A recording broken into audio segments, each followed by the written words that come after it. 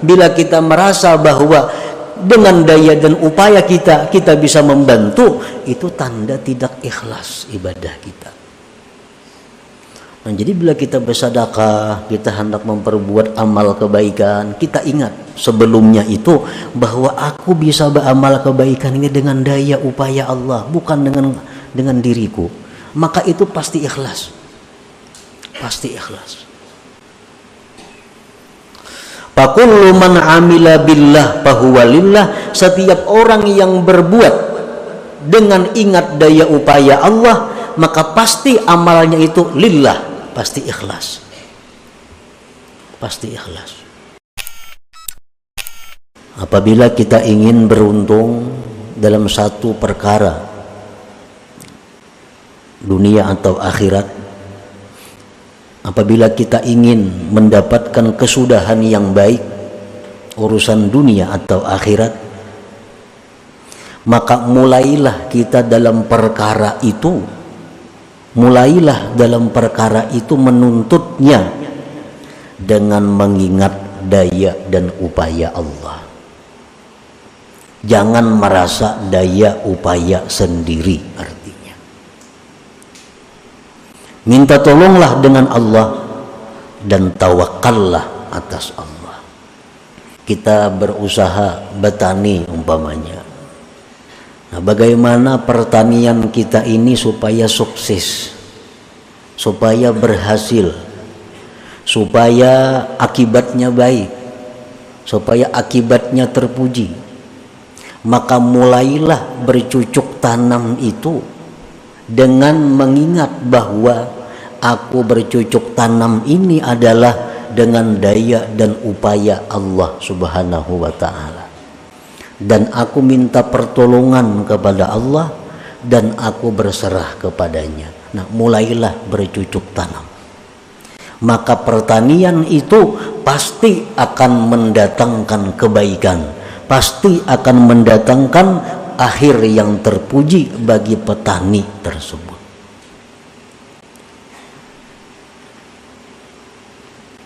Nah, kias saja lagi, bandingkan saja lagi hal-hal lain pada pertanian.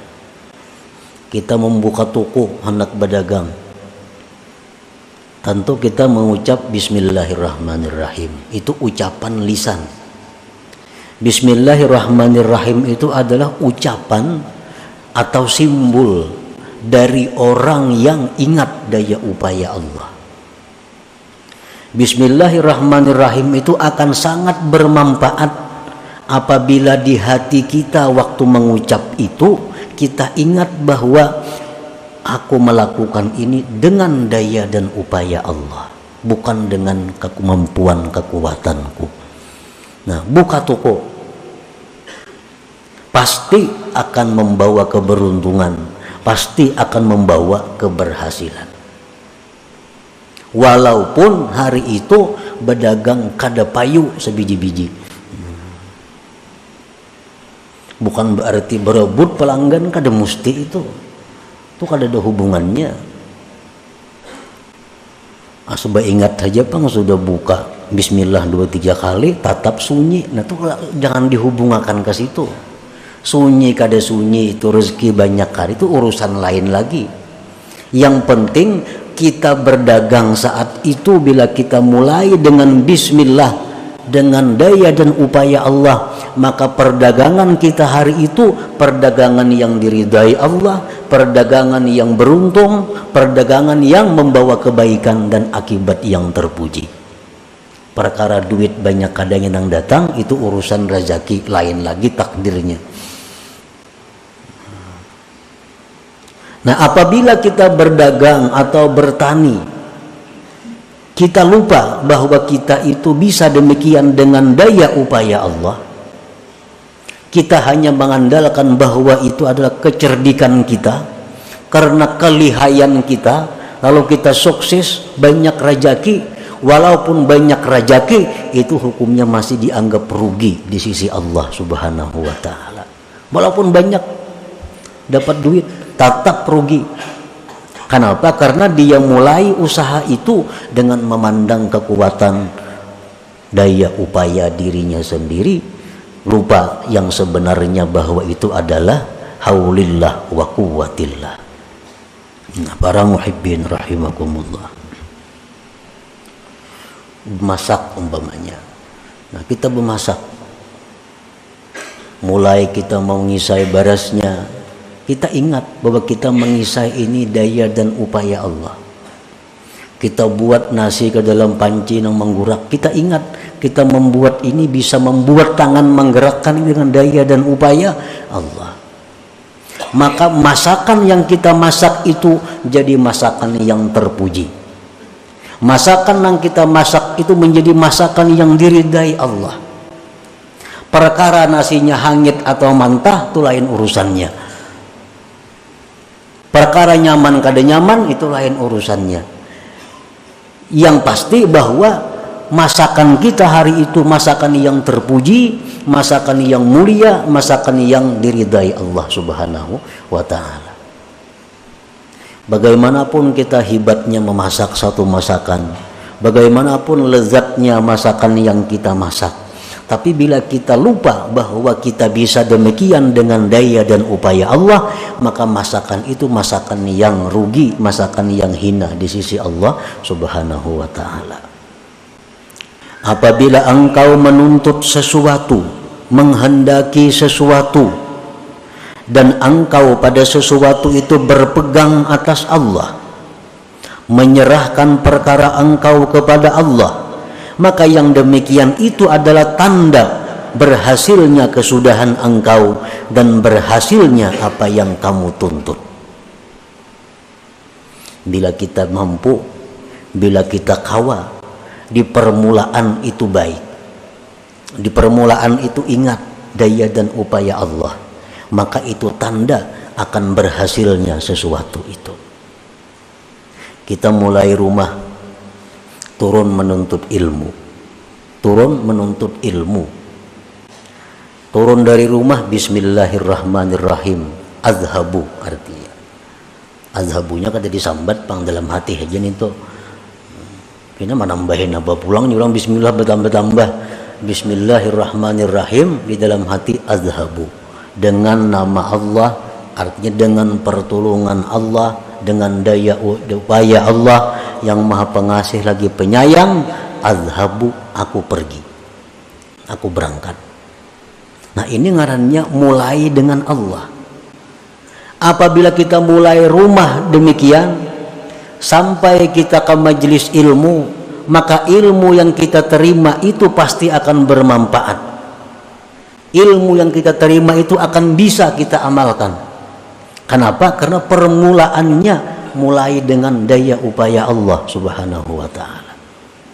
Apabila engkau mencari sesuatu, menuntut sesuatu dengan diri engkau sendiri, nah kita ini merasa kita saurangan nang begawi ini. Bujur bismillah diucap tapi di hati kada napa-napa. Cuma sekedar kebiasaan nak makan bismillahirrahmanirrahim. Makannya 2-3 piring, alahan pada nggak ada bismillah. Mestinya orang berbismillah itu cukup sudah. Nah, bismillahirrahmanirrahim sudah jadi kebiasaan. Padahal kita mengucap bismillah itu mestinya macam tadi hati kita.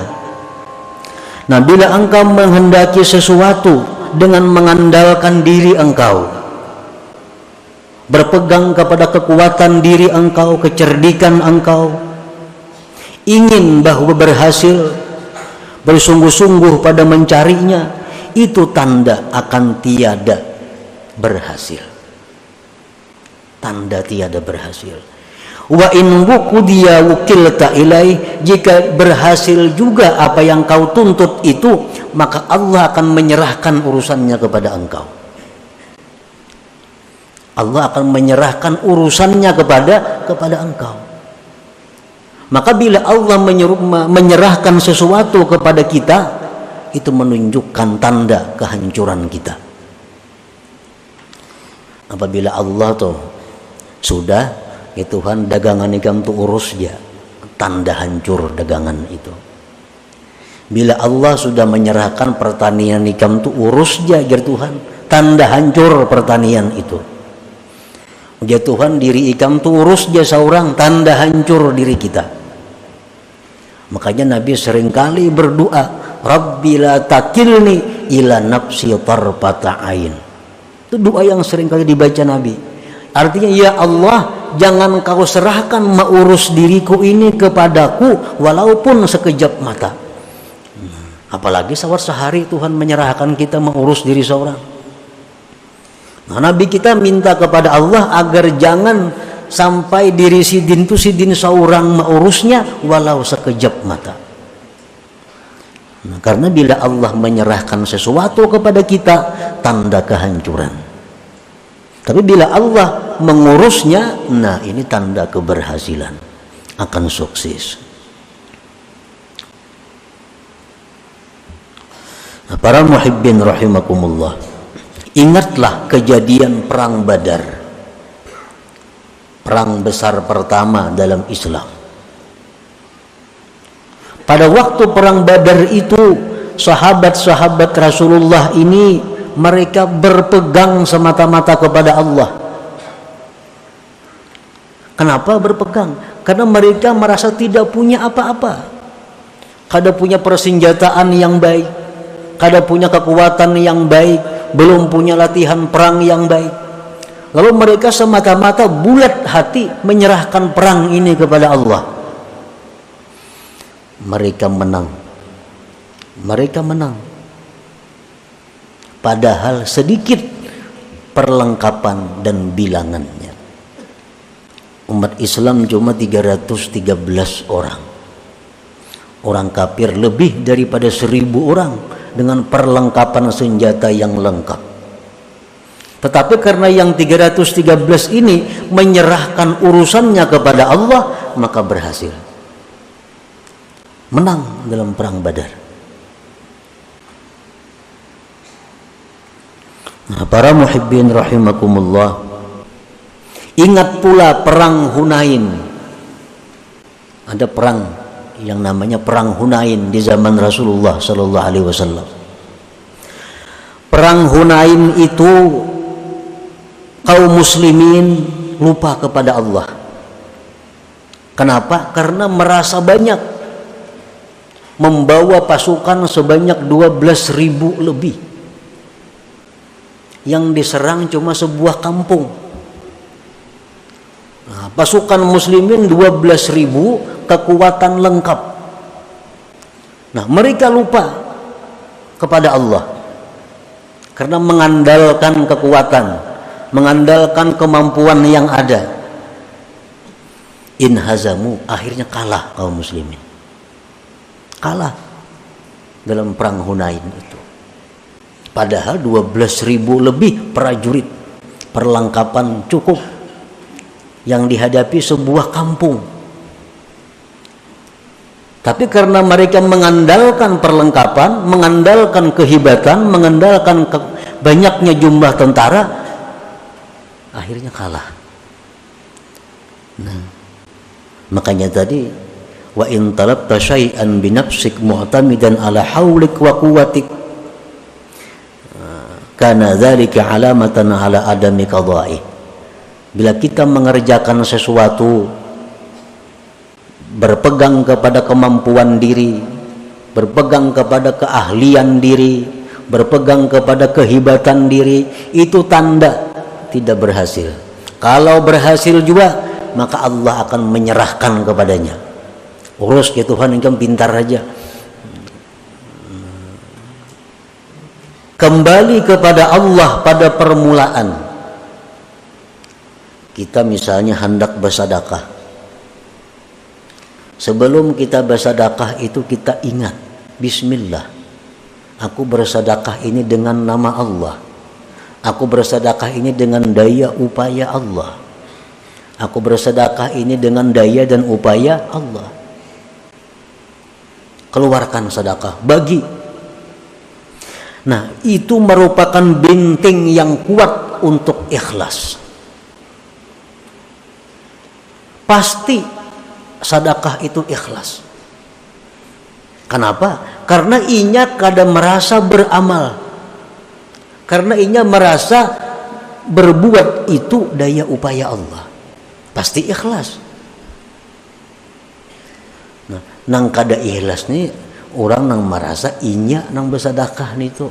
Nah, inya nang menyumbang ini, inya nang membantu ini, inya nang mahambur duit sagan ini, itu nang mau ria, itu nang mau merasa berjasa lawan orang. Man ngarannya dalam bahasa agama. Bila kita merasa berjasa kepada orang yang kita bari, orang yang kita bantu, bila kita merasa bahwa dengan daya dan upaya kita bisa membantu, itu tanda tidak ikhlas ibadah kita. Nah, jadi bila kita bersedekah, kita hendak memperbuat amal kebaikan, kita ingat sebelumnya itu bahwa aku bisa beramal kebaikan ini dengan daya upaya Allah, bukan dengan diriku. Maka itu pasti ikhlas. Pasti ikhlas. Fakullu man amila billah fahuwa lillah. Setiap orang yang berbuat dengan ingat daya upaya Allah, maka pasti amalnya itu lillah, pasti ikhlas.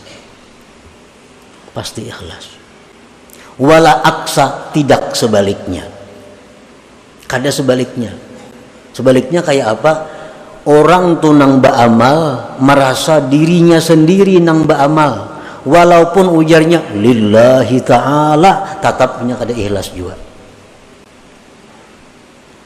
Kan kita rancak itu bersedekah saja, aku mengeluarkan zakat ini karena Allah Ta'ala, tapi kada ingat lawan Tuhan kita kau bersedekah ini kenapa, kita dapat harta ini kayak apa. Nah, kita bisa mengeluarkan zakat ini daya upaya siapa? Nah, bila kita merasa itu aku saurangan walaupun lillahi ta'ala, nah kada kaya billah juga.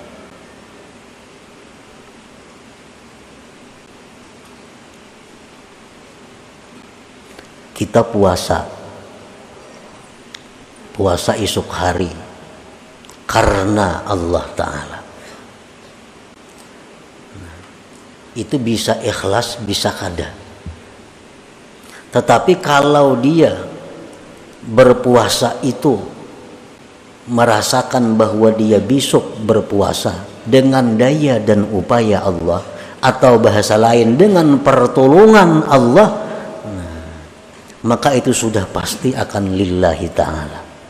Sudah pasti akan lillahi ta'ala.